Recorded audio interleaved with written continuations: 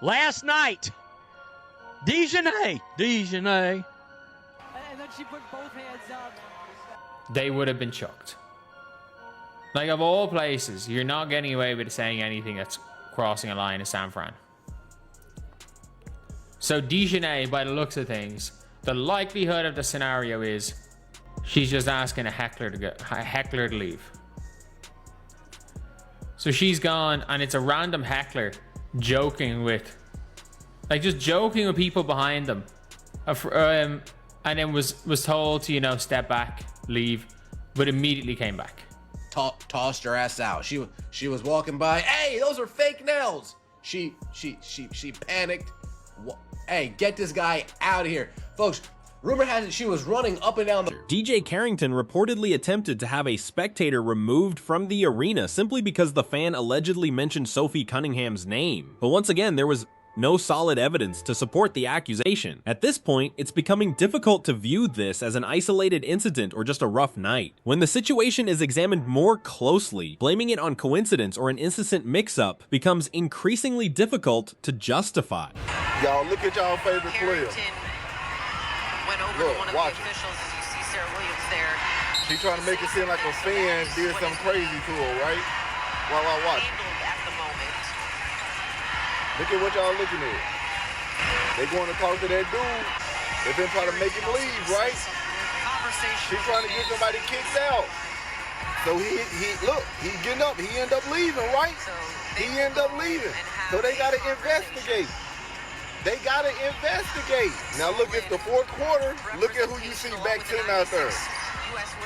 He's sitting right there. The latest situation unfolded during the Sky's matchup with the Golden State Valkyries. Only a few days after the Cunningham episode had already pushed Carrington's name across social media. It was late in the fourth quarter, with the game underway and the crowd focused on the action. Then, without warning, the broadcast shifted its attention towards security personnel entering the court. There wasn't a fight happening, and no players had become involved in a confrontation or started pushing one another. The kind of situation that normally brings security onto the floor during a game. I said this before, I'm gonna say this again. The WNBA will continue to be a walking L because of the players who represent the league and some of the policies that they can't get right. But let's take DiJonai for example. You know, the same one who clotheslined Sophie, and then after she was ejected, went to social media and said, white privilege. She wanted a fan in front row gone for reasons we do not know, but later on he was able to come back to his seat because they deemed what he said as not offensive. So here's the kicker.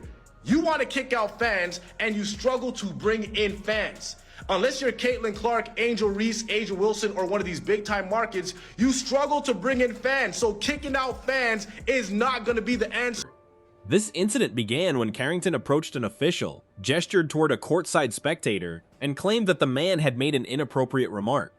Even the USA Network commentators seemed uncertain about the situation in those first moments. Viewers were simply informed that play had been paused, with both arena and security responding, while Carrington went directly to referee Sarah Williams and explained her side of the story during a nationally televised matchup being watched by thousands at home. It's now at the stage where I'm pretty confident these players are just any sort of heckling, they're getting a fan kicked out. And again, if you are a player, do you enjoy getting heckled? No. No, like, I don't think any player enjoys getting heckled. That being said, like, if you're gonna go and get a fan kicked out, they better have done something serious. And again, look who's sitting around him and think about where he is. There is no way in hell he said something across the line. There is no way. And this is a team. That is precisely what followed, unfolding openly on the broadcast where viewers could watch it happen themselves. Arena security approached the spectator, removed him from his seat, and escorted him away while the crowd looked on, all during live game action. despite nobody else in the venue apparently hearing what he had supposedly said. But this is where the situation becomes more notable. The Spectator was reportedly not acting like an aggressive heckler who had spent the night shouting abuse toward the court, the sort of behavior that commonly gives arenas a clear reason to intervene. Instead, reports following the incident described him as a quiet fan seated close to the court who allegedly mentioned Sophie Cunningham's name. That was reportedly the entire issue. There was no reported threat, no slur, and nothing described as abusive language that would ordinarily warrant removing someone from a seat they had legitimately purchased at a professional game. Apparently, simply mentioning a name was enough for DJ Carrington to approach officials, interrupt the situation, and seek the removal of a paying spectator from the arena. See, these are the type of games that they play when they in the wrong, right? And it's not a coincidence that this stuff has happened, because she's been dirty forever, but has she been getting people kicked out like that, or attempting to get people kicked out like that? No. Now all of a sudden, now it's time to start kicking people out. Man, it's crazy. But hey, this is y'all favorite player. This is who y'all stand behind. This is who y'all like. This is what y'all tell me in the comments. So if y'all like destruction, well, hey, I love it then. Hey, if that's what we doing, if y'all like it, I love it. But it does get to a point to where one could be making a fool out of themselves by always starting stuff and being aggressive, but then at the same time always being the one playing the victim. There's a lot of that going on in the WNBA.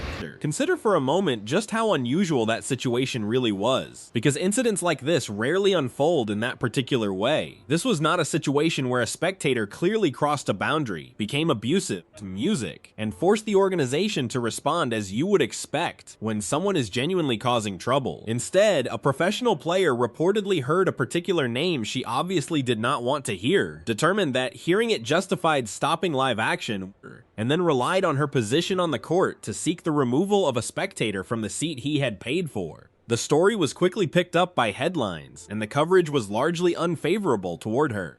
Various outlets presented the episode as another instance of Carrington allegedly acting before providing an explanation, assuming an explanation was given at all. More importantly, it fit into the broader music sequence surrounding her throughout this part of the season. One controversy seemed to lead directly into another, with very little time for the previous situation to actually fade away. Carrington claimed that that fan did something worthy of him being kicked out of the arena. So the security guards take the fan back and give I guess some sort of interrogation back in the concourse. And then what happened? Oh, and there you have it. About 5 minutes later, the fan is back in his courtside seat as if nothing happened at all. Now, we all know it was probably her claiming he said some sort of racial slur. I think maybe he might have said something about how stupid her wig looked. I mean, you know these types of women. Whenever they say something about their wigs, they always wig out.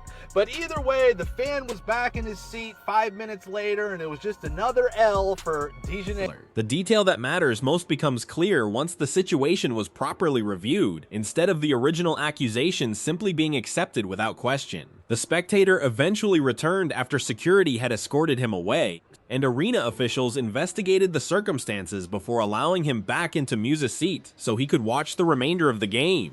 A Valkyries representative later confirmed the incident to reporters, explaining that the fan had cooperated with security throughout the process, and that the allegation made against him was, according to the team's own wording, unfounded. It wasn't described as uncertain, unresolved, or something officials were still examining behind closed doors. The franchise representative specifically characterized the complaint as unfounded on the record. That makes the sequence fairly straightforward. Officials investigated what had occurred, determined that there was no basis for the spectator's removal, and permitted him to return to his seat. In other words, the review did not establish a reason that would have warranted taking a paying fan out of the arena during live action in the first place. Sport imaginable.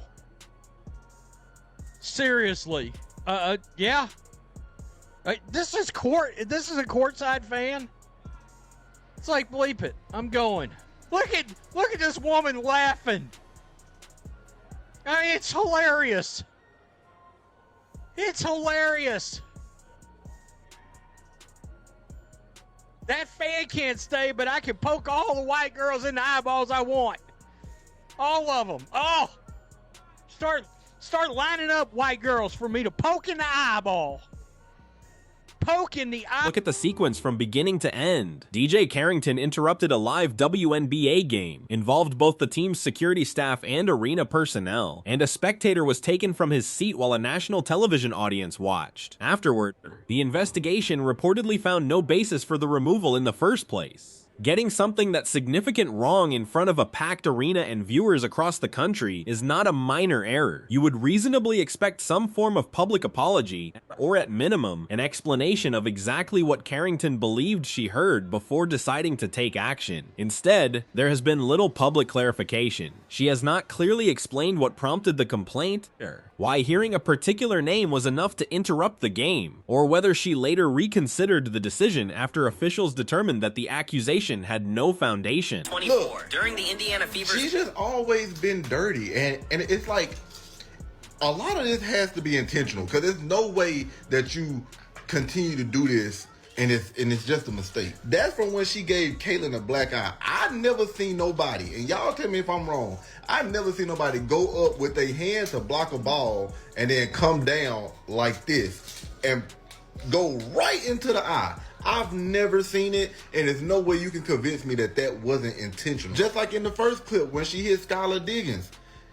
She knows she couldn't get that ball. She just hit the girl all in the face, and then Skylar fell to the ground. Like, come on, man. At some point, we got to call it for... Perhaps the biggest reason people are becoming less willing to give Carrington the benefit of the doubt is that this is not the first controversy connected to her career. Shortly afterward, older footage from the 2024 playoffs began circulating again, dating back to her time with the Connecticut Sun, and the video appeared to show Carrington making contact with Caitlin Clark's eye while both players were scrambling for a loose ball near the sideline.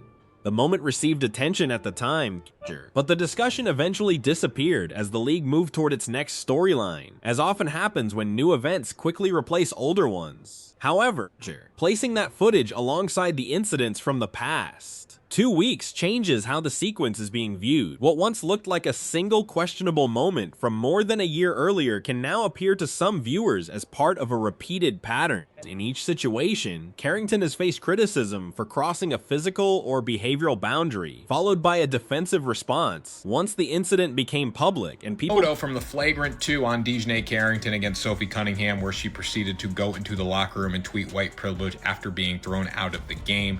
Not going to comment on that situation, but I will say this. This is a flagrant-2. Black, white, Asian, Hispanic, don't matter. This is a flagrant. I mean, she clotheslined her. What more do you want? So, this looks very bad. It just shows that the WNBA is nowhere near where they need to be professionally. Because again, this is a clothesline. It's flagrant-2. It is important to remember where this entire run of controversy began, because the events have followed one another so closely that the timeline can easily become blurred. Only days before the incident involving the Spectator at the Valkyries matchup, Carrington made forceful contact with Sophie Cunningham around the head and neck while Cunningham was attempting a layup in transition. Officials immediately stopped the action, reviewed the play, and ultimately assessed a flagrant-2 foul. That is different from a flagrant one, where someone could reasonably argue that the contact was marginal or happened within the flow of the play. A flagrant-2 represents a much more serious ruling and normally results in an immediate ejection after officials review the available footage and determine that the contact went beyond what they considered acceptable. Cunningham hit the floor hard, although the shot still dropped despite the impact disrupting her balance. Carrington was subsequently ejected before the second half began, forcing her team to continue the remainder of the game. Let me get this straight. You get ejected for a flagrant foul, and then you scream white privilege? Somebody please explain this one to me. DiJonai Carrington was ejected today from the Fever Sky game after officials assessed a flagrant-2 foul involving Sophie Cunningham. But here's where the story absolutely exploded. Afterward, Carrington went to social media and wrote on her post, white privilege, and tagged the Indiana Fever to boot. Now hold on, let's just forget politics for a second, and forget which player you like for a moment. If officials have determined that you committed a flagrant foul, And it must have been pretty bad because they ejected you from the game. How does the conversation suddenly become about somebody else's race? Then consider what Carrington did only a short time after being ejected for that contact, while the league was still reacting to what had taken place on Music the Court. She went online and published the phrase white privilege while directly tagging the Indiana Fever, but offered no explanation for what she was referring to. Was the message directed at the foul itself, aimed at Cunningham, or connected to what she believed were broader problems with officiating throughout the league? She never clarified the meaning, either that evening or during the following days when reporters continued seeking an answer. Instead, she left the statement without context and allowed everyone else to debate its intended meaning while providing no direct explanation herself. Sophie Cunningham had taken out a black player, had clotheslined her just like we saw there, and then had immediately gone to the locker room and tweeted black privilege when she was kicked out of the game. How quickly do you think the WNBA would have reacted? I doubt she would have been allowed to play for the rest of the year. This is an example of straight up, blatant, I think, racism. Cunningham, the player who took the contact to her head, responded to everything that followed with a notably calm approach. When speaking to reporters afterward, she explained in a measured manner that she did not view the incident through a racial lens. She also pointed out that she had committed a comparable play herself the previous year, received an ejection for it, and openly acknowledged that the officials had been right to remove her from that game. That contrast has become an important part of how the two players have handled this sequence of events. Cunningham absorbed a serious hit, recovered, and had previously accepted responsibility when she knew she had crossed the line. Carrington, meanwhile, was ejected after delivering the contact and then immediately posted a provocative phrase rather than offering a clear explanation for what she meant. Carrington complained to security about a fan and got them kicked out of the game. The fan was later allowed back into the arena because the complaint was BS, a professional victim.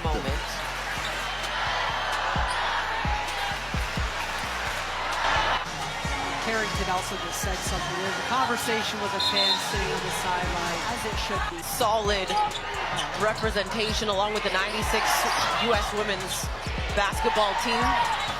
Put the entire sequence together and the picture becomes 3 separate controversies within roughly 2 weeks. First came the on-court setback when Carrington received a flagrant-2 and was ejected early in front of everyone watching.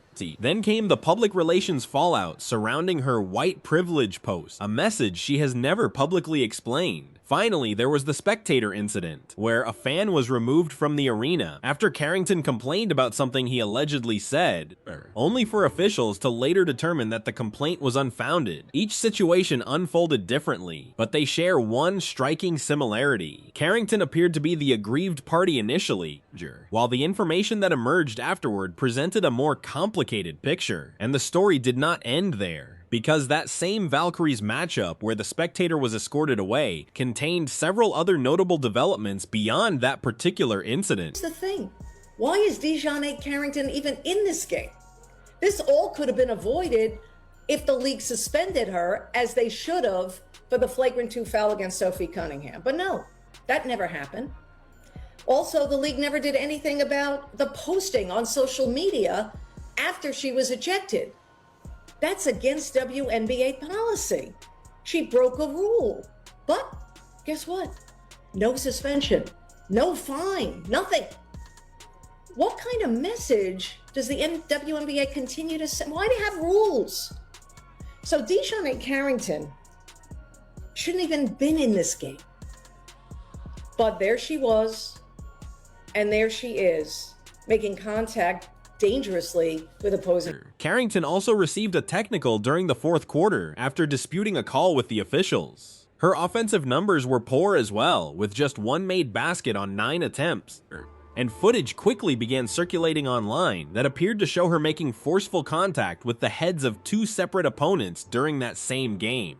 The clips drew comparisons to the Cunningham incident from only a few days earlier because the circumstances looked notably similar. Once those videos spread across social media, basketball fans immediately began discussing the apparent similarities.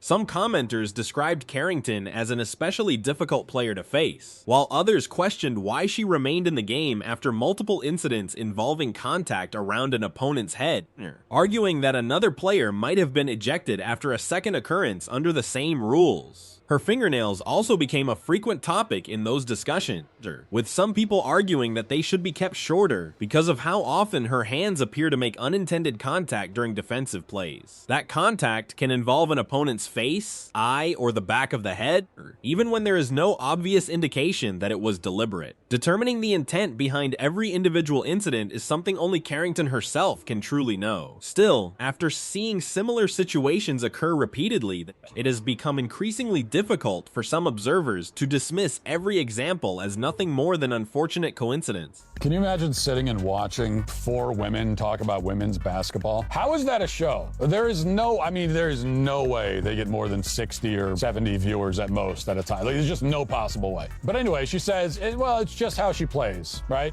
She shows a bunch of clips, by the way, of this DiJonai, whatever the hell her name is, not doing the thing that she's seen in the video. So it's actually, she's sort of proving the point accidentally, because it's a bunch of clips of her actually blocking shots of other players who happen to be black players. And then with the white player, she hits her right in the neck. But this is what we're supposed to believe. That she's always out there trying to murder the other team's players. It's nothing personal. It's just how she plays. It's a totally legitimate move. You just place your arm around the opposing player's airway and their eyes, and then you violently pull in the opposite direction of their momentum. Sometimes you might mess up the maneuver a little bit, and someone may lose an eye or break their neck. But what can you do? That's just basketball, right? It's all for... This goes beyond a single spectator being taken from his seat over an allegation that officials later found to have no basis. The bigger issue is the repeated sequence of controversy surrounding Carrington, with each new situation seemingly followed by a response that directs attention elsewhere rather than toward her own actions. A forceful foul becomes an argument about someone else's behavior, or is attributed to inconsistent officiating throughout the league. A social media message that immediately sparked widespread discussion among fans receives no clear explanation afterward, even when reporters ask her directly about it during media availability. Then a spectator quietly sitting courtside is treated as though he posed enough of a problem to justify interrupting a nationally televised game. And after officials reviewed the situation and found the complaint unfounded, there was no public correction, no additional statement, and no explanation from Carrington. The focus simply moved forward to the next matchup, the next disputed play, and whatever controversy might follow in the next... At some point, the WNBA front office is going to have to admit this chick is intentionally targeting the face. Here's Mick. I don't even know how you do this intentionally. The ball is behind her, and she went for the ball with her right hand while clawing her in the face with her left hand. Yeah. White girls are only 15% of the WNBA, but seem disproportionately targeted by DiJonai, the condiment made by mixing mayonnaise and Dijon mustard. Fair enough. Another dirty play by DiJonai. I wonder, is this white privilege as well? Does this qualify as white privilege? Ooh. This is more like DiJonai for... Sophie Cunningham, meanwhile, has responded to these situations in a noticeably different manner. From one arena to the next, she has absorbed the physical play, gotten back to her feet, continued competing through the boos that have followed her throughout the season, and when she has made a mistake herself, she has acknowledged it publicly, rather than requiring reporters to repeatedly press her for an answer. Teammates. That difference helps explain why the conversation around these two players has shifted so much during the past couple of weeks. No one is arguing that Carrington should not play with intensity or use physical defense, because that aggressive style has been a major part of what has made her an effective defender throughout her career. However, there is an important distinction between playing tough and repeatedly making contact around an opponent's head across multiple games. There is also a clear difference between disagreeing with an official's decision during a competitive game and attempting to have an unrelated spectator removed from a public event based on an accusation that music quickly collapsed once it was properly investigated. Those are two very different situations, and the distinction matters when evaluating what happened.